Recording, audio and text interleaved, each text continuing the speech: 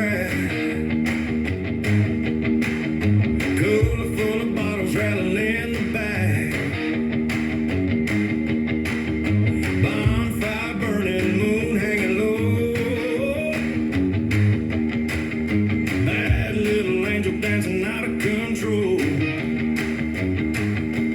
Beer and booty, that's the way we roll. Whiskey in my veins and fire in my soul. Beer and booty, shaking all night long. Sweat dripping heavy to a snake bite song.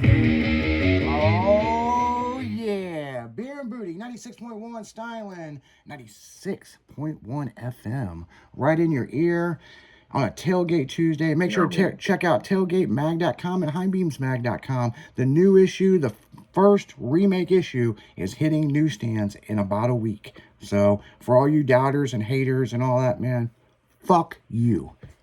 It's in the stores. We're in print.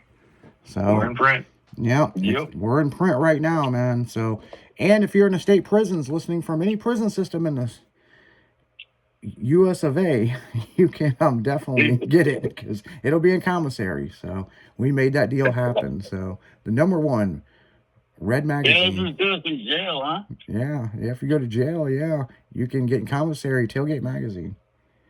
So that works. Put something on the books. Yeah, put something on the books. We have to hook it up, dude. Yeah. That's crazy. I know, right? So, and we're sitting here kicking it tonight with the godfather of SPL, Ralph Randall. So, and yeah, we definitely miss you in the industry. You know, we definitely miss you in the industry. So, well, you know, the industry's changed a lot since I was in it, and I got to see it grow. I got to see it evolve, and you know, I'd like to think I got to enjoy the best of it. Yeah. But, I mean, there's a lot of stuff going on now, but, you know, we didn't have all this internet and you know, all these different things going on that we had to compete with now. You know, if you wanted to have a good time, you had to actually get out of your house and go have a good time back then. Oh, yeah. You know, that was back when we were posted up like a mailbox at the car washes and different parking lots, and there was none of these group chats or anything. Matter of fact, when social media hit, I can tell you exactly where it was. Me and Ralph was together, and we were in South Carolina doing a Kumo Street Warrior event. And John from Live Nation come over, and he kept telling us that we had to talk about MySpace. And me and Ralph's like, what the fuck is MySpace? You know, and MySpace. yeah, MySpace. And, yeah, Johnny O'Neill. I remember Johnny O'Neill, yeah. And he was like, you know, it was very important that we talk about fucking MySpace and nonstop and all through the night. And, you know, and what's crazy, when we were done with that show, we were packing up the stage and all this stuff. And I remember me and Ralph was like, what the fuck is MySpace? And I don't know. We're supposed to talk about it. Yeah, and Ralph looked it up on his phone. He had a Palm Pilot, and oh shit. Yeah. Yeah. And he goes, it's a social networking site. He goes, and I remember Ralph go, well, that probably won't last long. You know what I'm saying? Yeah. Well. Hey man, you know what? I had an email address at AOL. Right up until the day they shut the doors on that place. I know, right? Oh, my God. Yeah. Sure enough. Yeah, me and Steve-O on the afternoon show, we were talking about Florida. And oh, my God. And and here's a good one, because I was telling him the story, and that's kind of what led me giving you a call and saying, hey, I'd love for you to come on the show. And you're like, hey, yeah, I want to be back on the show. So, Imlockley Dragway. Now, before I get into before I get into this track, every time Cliff would do IFO in Bradenton, it would fucking rain. Every fucking time. Every time. Religiously. But he had heard that we went down to Gator Country, and the biggest show ever of Kumo Street Warriors was at Imlockley. And I remember... Yeah, I remember the first event we did there. I remember we set up the stage and we were just sitting there and you were like, this is going to be the worst show that we have. Like straight up, no one's going to come to this. I remember we went to a Mexican restaurant and we ate and they overcharged. They fucking over. You know, Ralph generally will pay for everyone's food and all he says is leave the tip.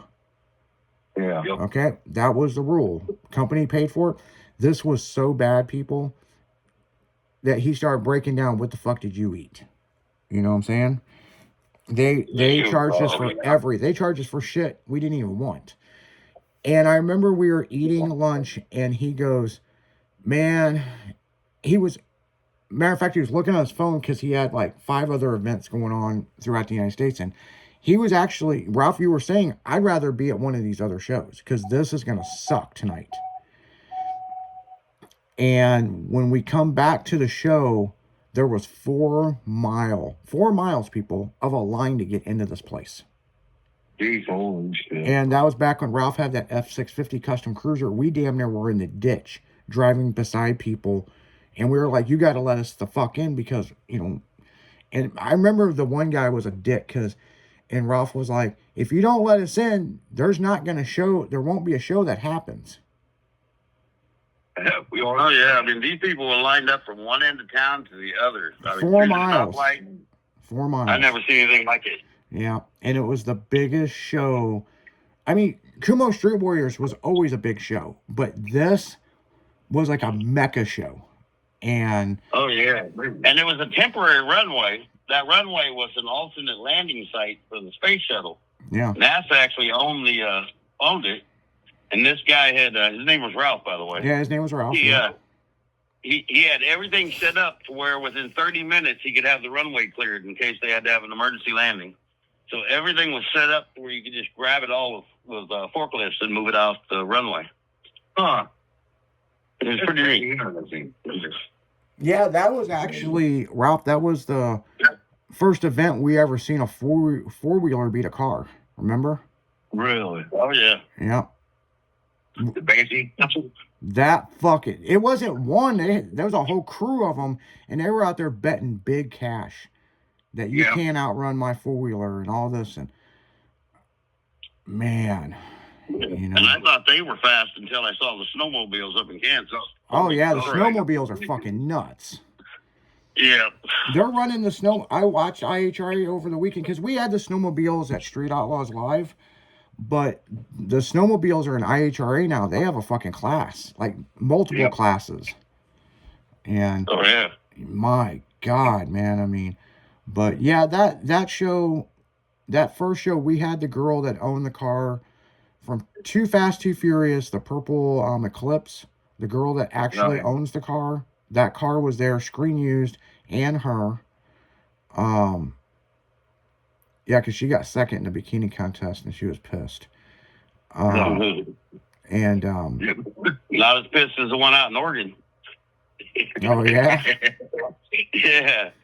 She took second place, and her people didn't like it. Her car club. Oh yeah, I heard about that. And we ended up with like 13 people in the hospital. And yeah, the whole fight broke out. Oh yeah, Portland, dude, they know how to party out there. Yeah. That was Portland. I don't do that. Yeah. That was one of Steve-O's shows. No. That was actually before I started working there. Oh, so okay, no. That was when that was a Street Warrior event. I was at that event. I remember it now. Yeah, it was at Portland International Raceway, right there in the middle of town. The whole fight broke out right in the middle of the crowd. Drove up and met us. Mm-hmm. And I mean, I'm up on the stage up there with a big old 2x4 trying to beat people off because the girls were up there scared to death they were going to die, you know. Yeah. Right. Yeah, I remember that one. And then the security guards thought they were going to get in the middle of it. Yeah, Two of them went to the hospital. I felt bad for them, but hey, you know. Yeah, I kind of. Man, just let them go, dude. There's 250, 100, 150 people boxing out there. You just best stay out of it and let them fight. Well, what's interesting about that is we would do this thing. We would have a big crowd, and we would jump off the stage, and we'd have a breakdancing contest. Yeah. And when this fight broke out, people, I thought that's what we were doing, because I had just went to the bathroom, and I had to run back to the stage. And if one of us had to take a break, the other one, you got to keep talking. Every 20 minutes, you have to talk on the microphone. There's something going on the stage. And I was like at 19 minutes, and I was running back to the stage. Well, I thought Ralph had already started this breakdancing contest thing. And next thing I know, he's on the trussing with a 2x4. And it was like a whole fight breakout. I'm like, what the fuck is going on here? Oh yeah, it was nuts. All because that girl took second place. Yeah. To be honest with you, she probably shouldn't have been in the top 5, but that's what I said. She shouldn't have been in the top 5. Yeah, but that car club, oh no, she's the best looking woman out here, buddy. You either blind or something. You need to look around you. Right. She wasn't ugly, but there was a lot of competition, Yeah, and that's the one big thing at a lot of these shows. Girls take this bikini contest seriously. Slamming and jamming is, we'll get to that in a second. Like heat wave. Well, we always had, it never would fail. We'd have all these gorgeous women, and then some local ragamuffin would get up there in her underwear. Oh yeah. And she'd end up, taking everything off and getting butt naked, and she'd end up winning, and everybody'd be pissed. Well, and here's what I was going to say. Like, heat wave, you have to pre-register with pictures ahead of time for the bikini contest, okay? Probably not a bad idea. Now at Slamming and Jamming, this is back when Charlie Cobble owned it. It was different. It was, you show up, it was, 2 o'clock, you had to be signed up, okay? And so, oh yeah, that was the year that was when they had that pregnant chick. Pregnant chick. That's what I was going to bring up. And so we would have like 60 fucking girls to run through this bikini contest. And of course, Charlie's got to be Charlie, and I got to peek on the girls, and don't be doing anything stupid, blah blah blah. No, if you rip off your top, you're going to jail. All that shit, right? Which we'd already explained it to him. But when he come out of that room that the girls were in, and he goes, "There's one girl that you guys can't do it." And Ralph was like, "Who? Which one?" "The pregnant one." And we were like, we highly were going to tell you she won't go past the first round, but if you tell her she can't do this, we already had a fight in fucking Portland. Yeah.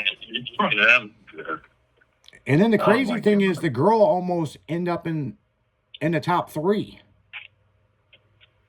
Wow. Yeah, she was top 5. She was top 5, yeah, because I remember Eric Harp from Kinetic looking at me going, "You got to get her off stage." And I'm like, I don't know what to say to make the crowd want the other girls.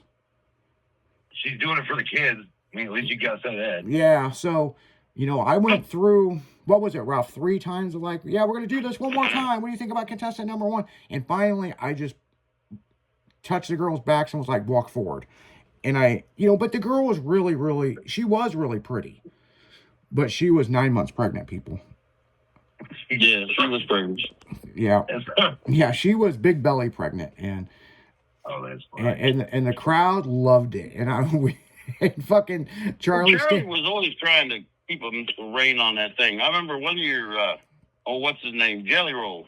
Yep, Jelly Roll. Was out there performing. And he was one of the judges for the bikini contest. And Charlie's like, no nudity, no this, no that. First, what girl come up there? Jelly Roll's up there trying to get her to strip naked. And Charlie's yelling at me. I said, "It ain't me, man. It's him. You said I had to let him judge." Some celebrities on that one, bro. That wasn't on me. Yeah, it wasn't nothing. Back then, nobody had ever heard of Jelly Roll. Haystack was pretty famous, and him and Jelly Roll were buddies, But I told Charlie, I said, "Don't tell me I have to let these guys do this stuff and then get mad at me because they're getting the girls naked, There wasn't nothing I could do about it." Yeah, I think that was the same year we almost got arrested. Jelly Roll got drunk and was dancing on the table out there at the steakhouse. yeah, that was at the steakhouse. That wasn't at Silverado's. Yeah, he got up on the table. He got up on the table and shit started trying to sing in the middle of the restaurant. We got our food free, though. Yeah, we did get our food free. We did get our food free. Oh, man. Yeah. Yeah, things were crazy back then, man. Yeah, and the thing is, with Jelly Roll and Haystack, and there was several other good artists that now, look at Jelly Roll. He's fucking big time. Big Smo was another one. He's still around. I saw him a couple weeks ago. He's still performing. Yeah, he is. Yeah, but Big Smo used to come to Slamming and Jamming and perform, and it's interesting now that we kind of look at this. Those guys were all Tennessee rappers, and when we went to Detroit, we had Detroit rappers, but when we went to Texas, man, we had like Mike Jones and Paul Wall, and Baby Bash. And, Free Pepsi. South Park Mexicans and all those guys. Right. Yeah. Well, I remember St. Louis, man. I remember this dude come up, and we were doing a big old show out there in St. Louis. Yep, nope. And he had like 25, 30 friggin' cars. He had a bunch of people with all these cars. Yeah, he wanted Big to beat Wayne. the car show. No. And he said, let me get up on stage. I want to rap. I said, no, man, we can't do all that. Oh, come on, man. This dude was begging me to get on the stage. Oh, yeah. Right? I know and exactly we ended up letting him get on the stage. He did 2 or 3 other shows for us. And you guys know him now as Nelly. Yep, Nelly. Yep. And he used to, I remember him asking us to let him get on the mic. Yeah, he was a kid. Hand out some CDs and promoting shit. Yep, he was a kid promoting his shit. Yeah, I remember that. And then I tried to get him to come to finals, and he wanted like $500,000. I was like, what's up? But yeah, he didn't get famous till like '99. I think never come out, wasn't he? Yeah. Well, this was years before he ever was famous. He was still, what's handing funny, out CDs and trying to sell merch in the parking lot. Well, and what's funny about Nelly was, that's exactly right. That's what he was doing. But his older brother was the one who got signed with the St. Lunatics. Then he went to jail, and the record label was like, what are we going to do? And he filled in for the brother. Oh, okay. So that's the reason why they have City Under Siege and Sieged, album. But yeah, his brother got caught in a murder rap, and they put the little brother that was hustling the CDs, and look at what it turned into, That's crazy. You just never know, man. I saw people on stage that I thought were great that never went anywhere, and then who was the dude in Mexico that had to have the damn green M&Ms from the States? Oh, goddamn. Yeah. Mad Mike from fucking goddamn MTV. Well, Mad Mike was doing the thing, but he had, who do you have? He had like Flo Rida, and I can't remember who all was in that show. Fuck, hold on, give me a second. It's the guy you wanted to punch the fuck out. He had, god damn it, he had his own show. Oh my god, what is this guy's name? We kicked him off the radio show, right? There was a few of them though that I wanted to punch out. Vanilla Ice. Yeah. Oh my god, man, Rob's my buddy, man, and you wanted to beat his ass. Dude, he pissed me off. I still remember the look on his face.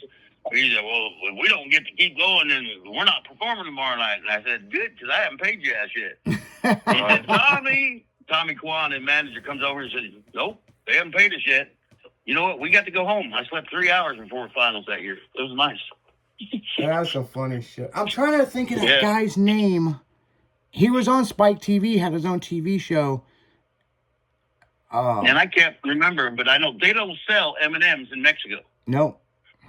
Okay, and we're like 3 hours from the border, and this dude won't perform without his green ass M&Ms. Oh shit! So we have to send the guy all the way back to the States to drive back to go get this guy some friggin' M&Ms. Yeah, and then the next thing is Mad Mike wanted fucking Dr. Pepper that they don't sell down there either. Yeah, there you go. I remember that shit too. I ain't mad at all. Something.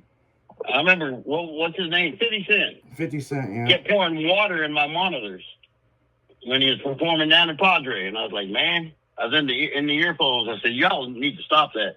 And he took one of my brand new microphones and he threw it down on the stage and smashed it. And I just turned the shit off mid-concert. Everybody's freaking out. The dude comes up, his manager comes up. I said, man, that was a $2,000 microphone. You pay me for it right now or the show's over. You know, he whipped the cash out and paid me, and I turned the mic back on, but they didn't mash any more of my stuff. Yeah. Yeah, some of those guys were really hard to deal with. Some of them were cool as hell. You know, Coolio was a blast. Oh, yeah. He was good. Tone Loc was pretty cool. Tone Loc was cool. Yin Yang Twins were really fun. Yeah, right. What was the dude's name that worked for us that he went to go in there go get them because they were half an hour late on stage and his girlfriend was giving one of them a blowjob. Oh, yeah. Fuck, I remember. Oh, yeah. That was a bad weekend. That was a bad And they wanted, you know, I had never heard this shit before. You know, all entertainers got a writer. You know, they want this or that. You know, Powerman 5000 had a huge writer. Yeah, but Powerman 5000, man, they did a great job. You know what? Coolio wanted lemons and a bunch of stuff, but I still remember Yin Yang Twins wanted 15 buckets of KFC and a case of something called Ripple. Ripple. You ever heard of Ripple? That was on their rider, dude. I had to send somebody out to buy this shit to have it in their dressing room. That is fucking hilarious. I remember that because Ralph was like, "The fuck is Ripple?" And I'm like, "You know Ripple, Red Fox and no, Sanford & Son." And I'm like, "How the fuck do you not know what Ripple is?" What are you doing there, dummy? Get Yeah. out, dummy. I was calling this kid dummy. I love it. That shit was funny. Oh, that's funny as hell. I want a Ripple, really. We had to have a case of Ripple and like 15 buckets of original crispy KFC. Yeah, it can't be any of the other shit. They wouldn't accept it. No. And that's the thing about these guys. They got these goofy-ass riders, and some of them just do it to see if you're paying attention to the contract, but some of them were serious about it. You know, Powerman 5000, we couldn't find green M&Ms, but they wanted a big bucket of green M&Ms. So we bought like hundreds of bags of M&Ms, and I had guys sitting there picking out the green ones. So we had this big old buffet, and they walked in and looked around and said, "Yep, that looks good," and walked back out. They never touched it. Yeah. Because that was forever ago. Because I asked you about that damn USAC sticker for the back of my old CRX, and you're like, "You want to sort some M&Ms?" No. So that sounds like a bunch of prima donna bitch motherfuckers. What the fuck was that? That's what it was. They were just, of course, they were at that point in their careers where they could get away with that shit. Well, Young MC.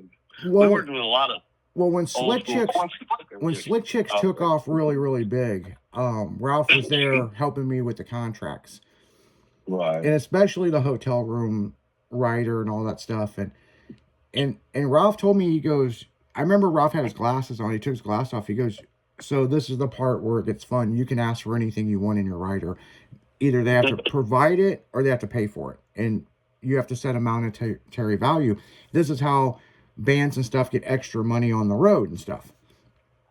And okay. Yeah, remember that, Ralph? And you were like, you can ask for whatever you want. But I'm going to tell you, the stupider shit you ask, some of these people will not book you. So be fair with it. And we were very fair with it. I mean, we didn't have crazy demands, We did put in a carton of cigarettes, and stuff like that. And so, 27 of them? 27 of them, yeah. Cigarettes, NOS. Yeah. Well, we were getting NOS for free, Oh, there you go. So, yeah. Yeah, NOS and what the hell was that drink out in California that we had when we shut down MTV that year? We were out there and we were doing the battle of the stage or whatever, and MTV was filming their Need for Speed contest or something. Yeah. And there was some energy drink, Shark. It's called Shark. Yeah, Shark. Energy drink. Dude, I drank one can of Shark, and I shit you not, my hair was standing up. My head was tingling. I remember that. Oh, dude, yes. It Yeah, was crazy. By the time I got the second one down, I didn't sleep for 2 days. Yeah, because Ralph was Shark like, energy. because we were sitting there on the stage and Ralph handed me this. He goes, "Have you tried the Shark yet?" And I'm like, "What?" And he's like, "Well, it's a West Coast energy drink. It's like Rockstar NOS." And I was like, "Oh, okay." And so he hands me a can of this shit, and Ralph was wired like a motherfucker, and I took a couple drinks of this, and I was like, "Holy shit, I can't drink this! Like, it's like cocaine or something, you know? Like fucking." Was Ralph like me on fudge? Oh Well, you yeah. remember when we were kids, Oh, yeah. they used to have these things, mini thins or something like that, mini Yeah. cross tops. Cross Yeah. tops. They call them before mini thins, cross tops. Wow. These things, I don't know what was in that energy drink, and I've never heard of it since then. I don't know if it went out of business or the DEA shut them down or what. DEA shut it down. DA. Oh, fuck, dude. This shit was tough, man. It was tough. Well, they used to put cocaine in Coca-Cola. Maybe they were doing that with that shark. Who knows? Well, I'm telling you, dude, there was something in that shark because literally one drink, and my hair was just standing up, and my head was tingling, and I was, whoo, buddy. yeah, because I tell you what, we only saw shark. It seems like that year on the West Coast, we never saw it anywhere else. So Nope, it didn't work. never though. thought of another friend. Yeah. Yeah, but on that note, I guys, think it was short-lived. we got to go right back into music. We got to pay a few bills around here. You're listening to 96.1 Stylin' as we're dragging right through the night on a Tailgate Tuesday. We'll be right back.